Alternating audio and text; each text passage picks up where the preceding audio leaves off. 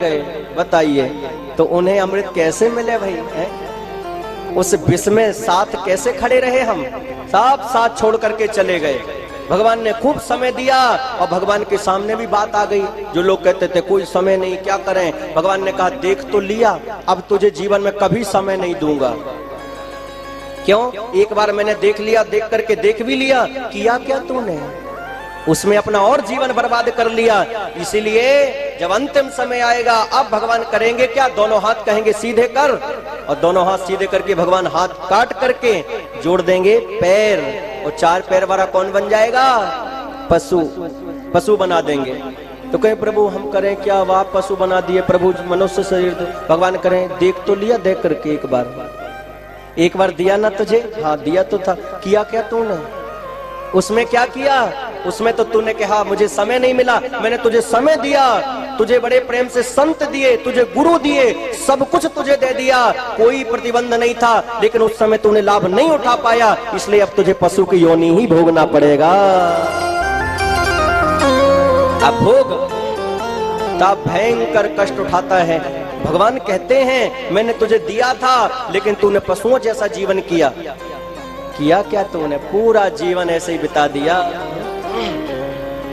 तो पहला स्थान क्या है? द्यूतम। दूसरा स्थान नोट करिए, दूसरा स्थान है पानम। पानम किसे कहते हैं? शराब को। इसमें भी कलयुग का निवास है। अगर हम चाहते हैं कन्हैया बड़े प्रेम के साथ हमें कृपा करें, हाँ तो महाराज इससे तो दूर ही रहना चाहिए। अरे भाई आपको अगर नशा करना है, हम ये नहीं कहते आप बिल्कुल नशा मत करो, आप एक काम करिए दिशा बदल दो, आपकी दशा बदल जाएगी। आपको नशा करना है तो आप सांसारिक नशा छोड़ करके भगवान के नाम का नशा कर दो। ये नशा ऐसा है जल्दी जीवन में चढ़ता नहीं, एक बार जीवन में चढ़ जाए तो जीवन से जाने वाला नहीं है महाराज, ये ऐसा नशा है। संसार के नशा जाम पर जाम पीने से क्या फायदा, रात बीती सुबह को उतर जाएगी, मेरे कृष्णा से ऐसी तू नजरें मिला, सारी उम्र तेरी नशे में गुजर जाएगी। सारा जीवन तेरा नशे में गुजरेगा, लेकिन ये नशा ऐसा है आहा, जो बड़े बड़े संत इसको बड़े प्रेम से करते हैं। बड़े बड़े संत दिन रात समाधि में पूरा जीवन गोविंद के भजन में लगे हुए हैं। क्यों? वही भजन कल्याण करता है। तो द्यूतम पानम। दूसरा स्थान है शराब। अरे भाई इसमें है क्या? सामा ने जो सड़ाती है, रामा ने जो रुलाती है, और बामा ने जो बर्बाद करके रख देती है, उसे कहते हैं शराब। अब बताओ, उसी को हाथ धो करके लोग पीछे पड़े रहते हैं। भगवान ने देख लिया, अच्छे से देख लिया, भैया विश्व में मेरा साथ नहीं दिया ना, मेरा भजन नहीं किया ना, अब 21 में इधर जब धीरे धीरे अमृत निकलेगा ना, द्यूतशाला, मधुशाला, बधुशाला और बधशाला, ये चार में कलयुग का निवास है। जहां स्त्रीण पुरुष रहते हैं वहां भी कलयुग का निवास है, और जहां मारकाट हिंसाएं होती हैं वहां भी कलयुग का निवास है। आज विचार करिए हमारी क्या स्थिति हो। कलयुग का निवास है कौन से?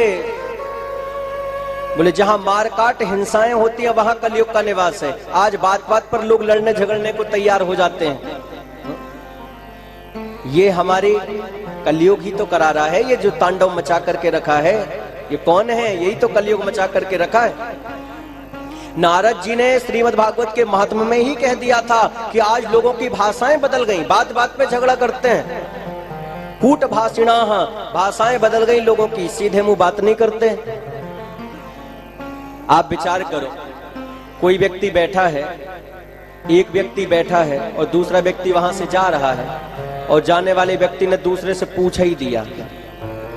मान लो पूछ दिया, हाँ भैया क्यों, कैसे हो? बढ़िया। आप बैठे हो? बैठे हो आप? तो आजकल स्थिति क्या है? तुरंत पलट के जवाब मिलता है, तू कहे तो खड़ा हो जाऊं। अरे भैया मैंने कब कह दिया, कहाँ कहा तुझसे? हम अगर बैठे हैं अपने बालक को साथ में लिए हुए, एक व्यक्ति जा रहा है, उसने मान लो पूछ ही दिया, क्यों भैया एक बात बताना, ये जो बालक है ये तुम्हारा है? तो आज तुरंत पलट के जवाब मिलता है, नहीं नहीं तुम्हारा है, ले जाओ। अरे भाई हमने कब कहा हमने, सीधे मुंह बात ही नहीं करते, कूट भाषिणा, भाषाएं बदल गई आज लोगों की। कहां से आ रहे हो? चूल्हे से आ रहे हैं। कहां जा रहे हो? कुएं में जा रहे हैं, चलो तुम भी। ऐसे ऐसे महाराज बड़ी हालत खराब है। कूट भाषिणा, भाषाएं बदल गई आज। एक बात जीवन में याद रखें, भगवान ने जो कितनी बड़ी कृपा करी, जिह्वा, इस जिह्वा पर भगवान ने इस अधिक, आप विचार करिए कितनी कोमल है। भगवान ने कोमल बनाया कि नहीं? इसको कठोर नहीं बनाया, इसमें हड्डी का प्रयोग नहीं किया, कोमल बनाया है भगवान ने। क्यों बनाया? क्यों है कोमल? क्योंकि जब भी इससे वाणी निकले तो कोमल ही निकलना चाहिए, मीठी ही निकलनी चाहिए, इसलिए कोमल बनाया है इसे। बहुत लोग तो प्रेम से बात करें, ऐसा लग रहा है जैसे बिल्कुल गालियां दे रहे हो, ऐसी कर्कशा बातें बोलते हैं। याद रखें, भगवान ने इसलिए इसको इतना मुलायम बनाया कि जब भी कुछ निकले मुखार बिंद से तो ऐसे ही आपके मुखार बिंद से फूल से झड़ने चाहिए, ऐसी वाणी निकलनी चाहिए। और एक बात जीवन में याद रखें, ये वाणी निकलेगी कब? जब इस वाणी से खूब भगवान का नाम निकलना प्रारंभ हो जाएगा, ये वाणी अपने आप मीठी हो जाएगी, अपने आप भगवान तक पहुंचाने वाली हो जाएगी। केवल भगवान का नाम निकलना है बस। आज भगवान ने बड़े प्रेम के साथ में कल्याण तो किया ही, लेकिन 4 स्थान को जो त्याग दे, भगवान कहते मैं शीघ्र प्रसन्न होकर के आ जाऊंगा। और 4 में से एक भी अपना लिया तो तांडव तो कलयुग मचाएगा ही फिर। इसलिए आज तांडव घर घर में चल रहा है, यही तो है। श्री सूत जी कहते हैं, ऋषियों, कलयुग ने तुरंत हाथ जोड़ लिए। महाराज क्या हुआ? बोले कुछ तो पैर फैलाने दो, कुछ तो पैर फैलाने दीजिए, बहुत सुकड़ा सुकड़ा जी रहा हूं।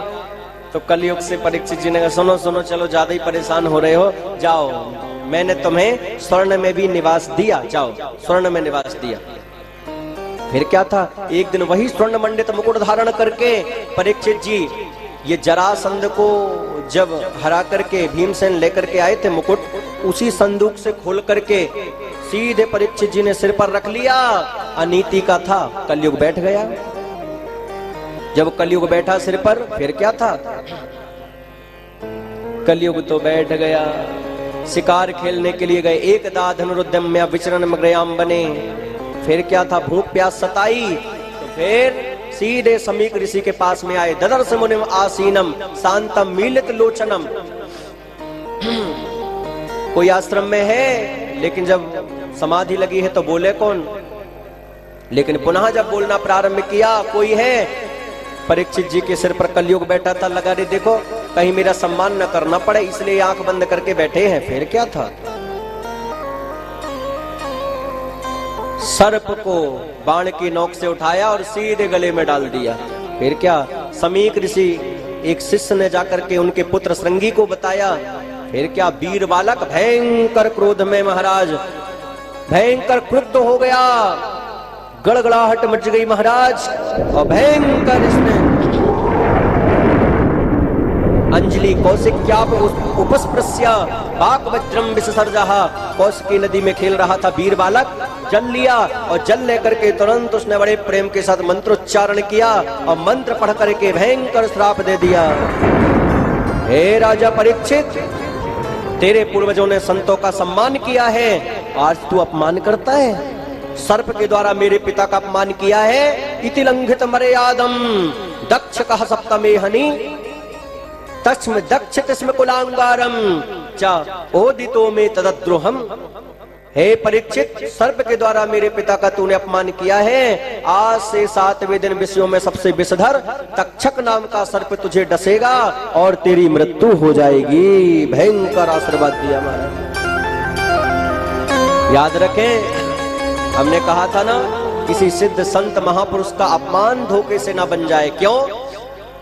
क्योंकि बड़े प्रेम के साथ ये जब आशीर्वाद देते हैं तब भी सामने वाले का कल्याण हो जाता है। तो जब अगर कुछ अगर उल्टा बोल दिया अगर तुमसे अपमानित तुमने कर दिया और क्रोध में अगर इन्होंने कुछ बोल दिया तो श्राप भी तो इनका लग जाएगा। अरे जब अपमान लगता है तो श्राप भी तो लगेगा। इसलिए जीवन में विचार करें, संत महापुरुष गुरु का अपमान ना हो, ये विचार करते रहना चाहिए। आज रंगी ऋषि भयंकर श्राप दे दिए, महाराज लग गया।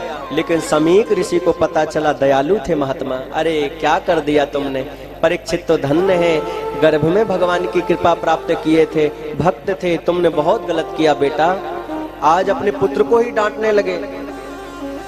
संत महापुरुष तो बड़े सरल होते हैं, स्वयं कहने लगे, अरे राम राम, हमें तो उनका सम्मान करना था, वो राजा थे, कोई बात नहीं, अब सम्मान नहीं हुआ, लेकिन तुमने तो श्राप दे दिया।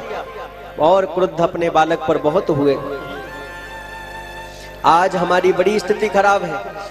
अरे भाई आप विचार करिए, संत किसी व्यक्ति का नाम नहीं है, गुरु किसी व्यक्ति का नाम नहीं है, लेकिन आज अगर हम कहें कि ये संत ये गुरु, तो हमको संत गुरु के अपमान का भयंकर प्रायश्चित भोगना पड़ेगा। क्यों? संत उन व्यक्ति का नाम थोड़ी है, गुरु किसी का नाम थोड़ी है। अरे ये तो पद का नाम है। और सीधी सी भी बात है, आप जिसे नहीं जानते कोई बात नहीं, घर पर मत बुलाओ, मत बैठा लिए, लेकिन अगर उन्होंने वस्त्र का त्याग किया है तो कम से कम दोनों हाथ जोड़ करके राधे कृष्ण तो कर ही सकते हैं। कम से कम वस्त्र का त्याग किया है तो कुछ तो त्याग किया है। अगर एक उंगली हम उठाते हैं किसी पर, तो ये 3 उंगली तो हमारे पास आ रही है ना, हमसे पूछ रही है तू कैसा है। तू विचार कर, तुमने क्या किया, तुमने अपना जीवन कैसे धारण किया, तुम कितना भजन करते हो, तुमने क्या किया, अंतिम यात्रा के लिए कुछ सोचा है तुमने। ये 3 उंगली हमसे पूछती हैं, लेकिन ये 3 हमें नहीं दिखती, एक दिखती है महाराज। ये 3 उंगली वाला तो बड़ा है ना। तो अपने आप को विचार करें, आप विचार स्वयं करें। अगर हमसे है दुनिया तो बताओ बदले किसको, अगर हमसे है दुनिया तो बताओ बदले किसको।